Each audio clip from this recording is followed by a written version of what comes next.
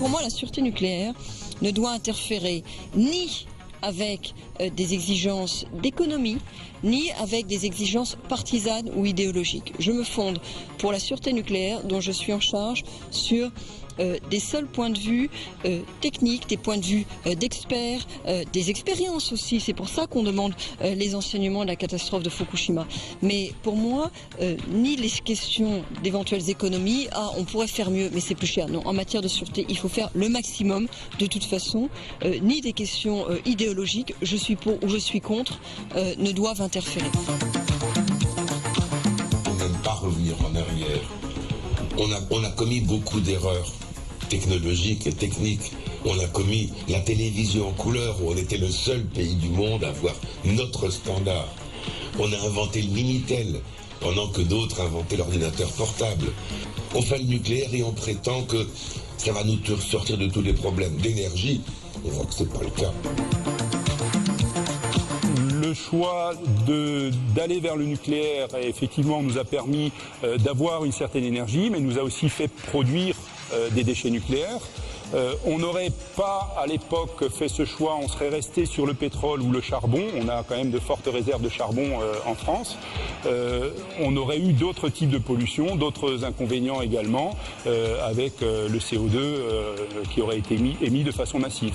Donc l'avènement de l'atome s'inscrit pour moi dans la logique d'accélération du progrès de la société, qui est synonyme de la consommation d'énergie, parce que ça permet l'énergie abondante et pas chère, faut bien le reconnaître. Alors bien entendu, il y a toujours un revers à la médaille. Si vous regardez le charbon a fait des centaines de milliers de morts, et il continue d'en faire. Aujourd'hui, le nucléaire, on sait qu'il est à bout de course. C'est comme ça. Il n'y a pas de honte à dire, on a eu du confort électrique pendant 50 ans grâce au nucléaire. Maintenant, on passe à autre chose. Il y a eu charbon de 1850 à peu près à 1960 ou 1970. C'était l'ère du charbon dans nos pays. On est passé au nucléaire. Mais maintenant, on passe à autre chose. Parce que ça vaut plus la peine de continuer, surtout. On a certaines productions qui sont moins prévisibles. Par exemple, l'éolien dépend de la quantité de vent. Le solaire ne répond pas pareil le jour et la nuit. Or, en hiver, quand il fait très froid et qu'il fait nuit et qu'il n'y a pas de vent, il faut des sources de production garanties.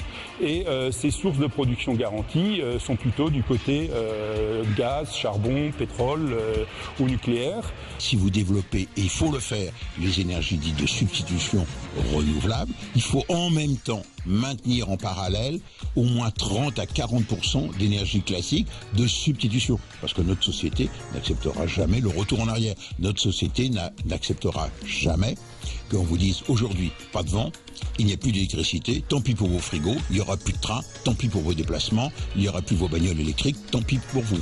Vous voyez, le problème, notre société n'accepte pas les inconvénients, elle ne veut que les avantages.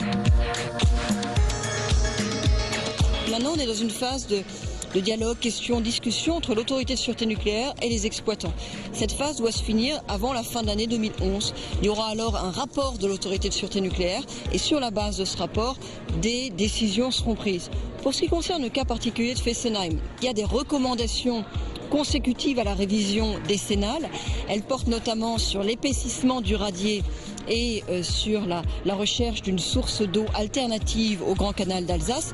Mais ces recommandations ne tenaient pas compte des enseignements de la catastrophe de Fukushima.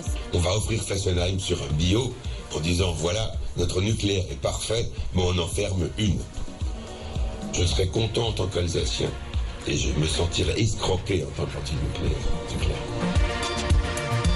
Nous consommons 100 millions de tonnes par an de pétrole brut. Voilà ce dont il faudrait se substituer et se passer. Si vous avez la solution immédiate, je la prends, je ne crois pas. Donc on va continuer l'atome qui nous a permis de développer notre industrie. On va passer par un sommet, on va continuer à construire des réacteurs, mais beaucoup moins qu'avant.